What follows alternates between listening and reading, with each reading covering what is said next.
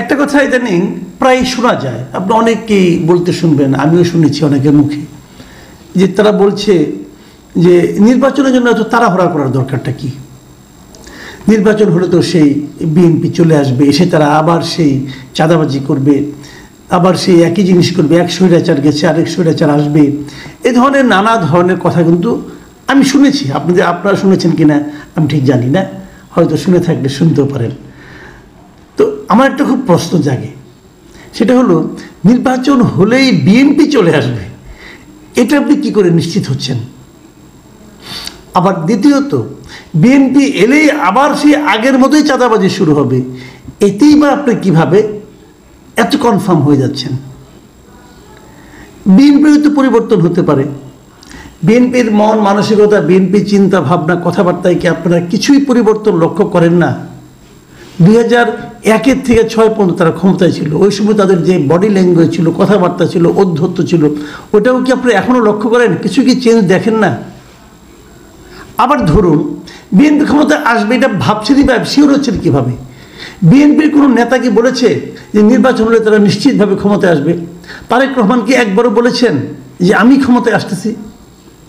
কেউ তো বলেন নাই। তাহলে আপনি কেন বলছেন? এগুলি কারা বলছে? দেখুন, যারা বাংলাদেশের বিভিন্ন পলিটিক্যাল পার্টিতে, বিশেষ করে আমি স্টুডেন্টদের যে পার্টিটা আছে, এদেরকে এই ধরনের কথা কিন্তু আমি বলতে শুনেছি। তো ওনারা তো একটা পলিটিক্যাল পার্টি করেছেন, কেন করেছেন?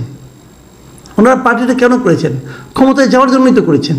তাহলে ওনারা কেন নিজেদের উপর সে আস্থাটা রাখতে পারছেন না যে আমরা এত ভালো কাজ করবো? এই নির্বাচন, আমি ধরে নিচ্ছি নির্বাচন কবে হবে বলেন তো?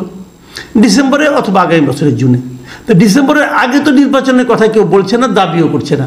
যদি ডিসেম্বরে নির্বাচন হয়, সেটারও তো এখন থেকে বলতে গেলে আরও কমপক্ষে 9 মাস আছে। এই 9 মাসে যদি আপনারা প্রচুর কাজ করেন, মানুষের মন জয় করতে পারেন, আপনাদের আচার আচরণের মাধ্যমে আপনারা যদি প্রমাণ করতে পারেন যে আপনারাই এই জনগণের একমাত্র ভরসার জায়গা, তাহলে 9 মাসে অনেক কিছু ঘটতে পারে। শ্রীলঙ্কায় তো ঘটেছে, দিল্লিতে তো একসময় আম আদমি পার্টি এরকম করেছে। তো আপনারা সেই পথে যাচ্ছেন না কেন? কেন আপনারা ব্লেম গেমে যাচ্ছেন? কেন আপনারা ধরেই নিচ্ছেন বিএনপি ক্ষমতায় আসবে?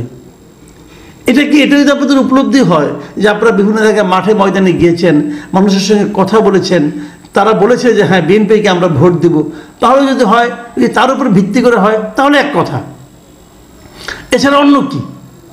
তো আমি এই জায়গাগুলোতে বলি, দেখুন নির্বাচনে এখনও অনেক বাকি আছে কিন্তু। তো এখন এই যে বিএনপি এলেই বিএনপি চাঁদাবাজি শুরু করবে, এই কথাটা যারা বলছে, তার ব্যাপারে আজকে আমি যে এই কথাগুলো, আমি এই আলোচনাগুলি কেন করলাম সেটা আমি বলি একটু আগে। আজকে আমি একটা পত্রিকায় একটা রিপোর্ট পড়লাম যে বিএনপির একজন নেতা মির্জা আব্বাস, তিনি একটা কথা বলেছেন। সে কথাটা আমার কাছে মানে একটু ফানি মনে হলেও কথাটা কিন্তু আপনাকে উড়িয়ে দিতে পারবেন না। উনি কি বলেছেন? যে চাঁদাবাজি দিয়ে যে দলের শুরু, তারা বলে বিএনপি ক্ষমতায় এলে দেশের কি হবে। তো ওনারা কাকে লক্ষ্য করছেন? উনি স্টুডেন্টদেরকে বলেছেন, স্টুডেন্টদের যে নাগরিক পার্টি তাদের সম্পর্কে বলেছেন। এটাকে অনেক মনে করতে পারে যে উনি হয়তো রাজনৈতিক একজনকে হেয় প্রতিপন্ন করার জন্য বললেন, কিন্তু এই কথাটা কি একেবারেই ভিত্তিহীন? চাঁদাবাজির কথাটাকে উঠে নেয় ওনাদের বিরুদ্ধে। ইদানিং তো স্টুডেন্টদের বিরুদ্ধে, সমন্বয়কদের বিরুদ্ধে নানা জায়গা থেকে কিন্তু চাঁদাবাজির কথা উঠছে, মানে নানা জনকে নানাভাবে চাকরিতে দেওয়ার জন্য সুপারিশের কথা উঠছে, এগুলো শোনা যাচ্ছে। এমনকি তাদের যে বড় বড় বিশাল আয়োজনে মিটিং হচ্ছে, সেই মিটিংয়ে তারা তো কারো না কারো হস্তে টাকা দিচ্ছেন। ওনারা বলছেন ওনাদের নিয়ে শুভানুধ্যায়ীরা দিচ্ছে, এটা তো এক ধরনের চাঁদাই। তো এই যে কথাগুলো উঠছে, এটা কেন? এই সব কিছু কিন্তু হচ্ছে কেন? এই সব কিছু হচ্ছে ক্ষমতাকে কেন্দ্র করে।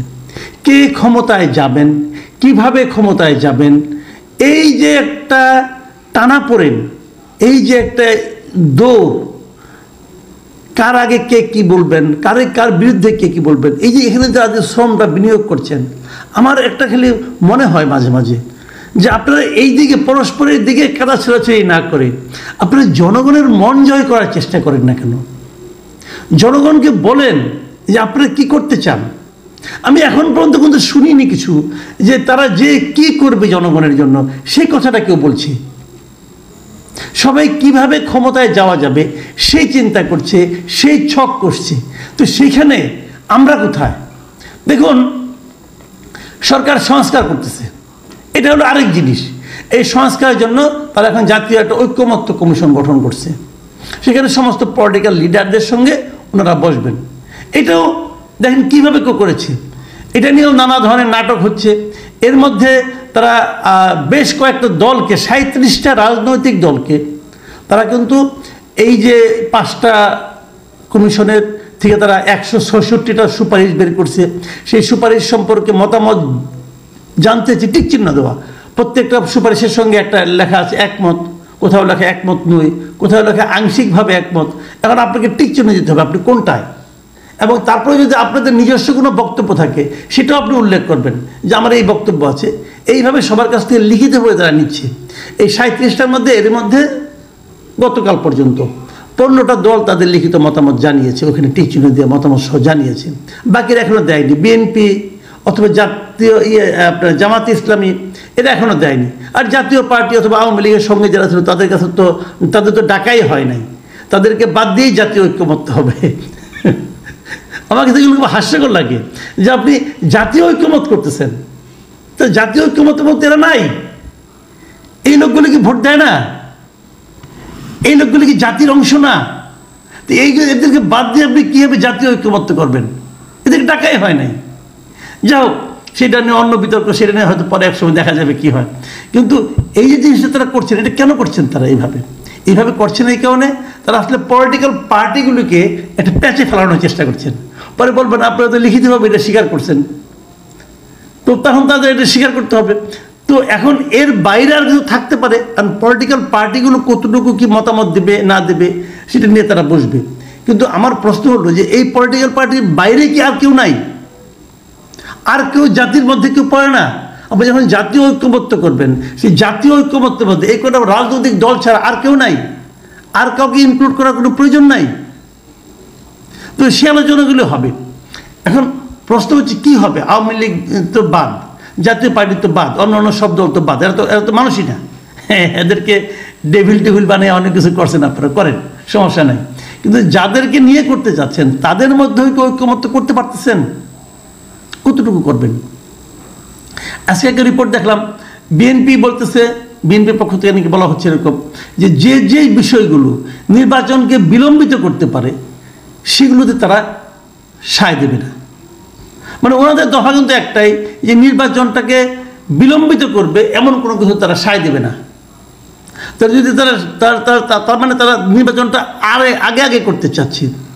আবার ওদিকে আমরা তো বহুদিন ধরে শুনতেছি, সেটা হলো কি, যে গণপরিষদ একটা নির্বাচন হতে হবে। গণপরিষদ নির্বাচন নিয়ে এই নির্বাচনটা কী কারণে করা হবে? যে এরা যারা ইলেক্টেড হবে এরা সংবিধানটাকে সংশোধন করবে, নতুন সংবিধান প্রণয়ন করবে। আবার এই জায়গায় কিন্তু বিএনপির মূল বিরোধ আসবে। বিএনপি গণপরিষদ নির্বাচন কিছু চায় না, এবং বিএনপি সংবিধান সংশোধনের ব্যাপারেও তাদের আপত্তি আছে। তারা বলে এই সংবিধানকে রেখে এটাকে একদম বাতিল করে দেওয়ার ব্যাপারে তাদের আপত্তি আছে। তাহলে এই যে বিরোধগুলো নিরসন কিভাবে হবে? যদি বিরোধগুলো নিরসন না হয় তাহলে নির্বাচন কিভাবে স্মুথ হবে? এবং তারপর যখন নির্বাচনের রোডম্যাপ ঘোষণা হবে তখন তো আরেকটা প্রসঙ্গ থেকেই যাবে। সেই প্রসঙ্গটা হলো, এই সরকারের অধীনে একটা নিরপেক্ষ নির্বাচন হওয়া সম্ভব কিনা, সেই প্রশ্নটা কিন্তু তখন আসবে। এটা আসবে এই কারণে যে এই নতুন যে দলটা হয়েছে ছাত্রদের, এই দলের প্রতি এই সরকারের বিশেষ সহানুভূতিকে আমরা বিভিন্ন ক্ষেত্রে লক্ষ্য করি না, করি তো। সেই সমস্ত কারণেই কিন্তু ওই প্রশ্নটা আসবে। সেই প্রশ্নের সমাধান কিভাবে হবে সেটাও একটা বড় প্রশ্ন।